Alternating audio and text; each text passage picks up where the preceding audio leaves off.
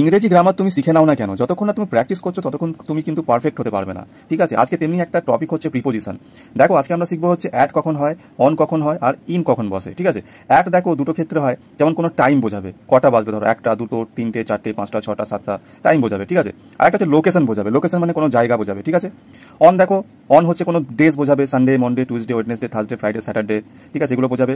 Date বোঝাবে, মানে এক তারিখ না 2 তারিখ না 3 তারিখ না 4 তারিখ, এটা ডেট বোঝাবে। দেখো ইন কখন কখন হবে, কোনো সিজনের নাম বোঝাবে, ধরো summer, winter, rainy season, spring, autumn, এগুলো বোঝাবে। মান্থস বলো, কোনো মান্থসের নাম, January, February, March, April, May, June, এগুলো বোঝাবে। ঠিক আছে, ইয়ার্স বোঝাবে, কত সাল, 2024 না 2025, যে কোনো সাল আর কি বোঝাবে, 2000 না 2002। ঠিক আছে, দেখো আজকে চলো আমরা প্র্যাকটিস করে নিই। ঠিক আছে, ধরো এখানে বললাম 7 AM, 7 AM বললাম, তো 7 AM বলতে কি টাইম বোঝাচ্ছে তো, আর টাইম বোঝাতে আমি কি বললাম, এখানে কি হয়, অ্যাট হয় না, তাহলে হচ্ছে টাইম বোঝাতে দেখো অ্যাট হয়ে যাবে। ঠিক আছে, তাহলে এখানে আমি কি লিখবো, অ্যাট লিখবো। ঠিক আছে, দেখো এখানে অ্যাট হবে। ঠিক আছে, অ্যাট হবে। এবার দেখো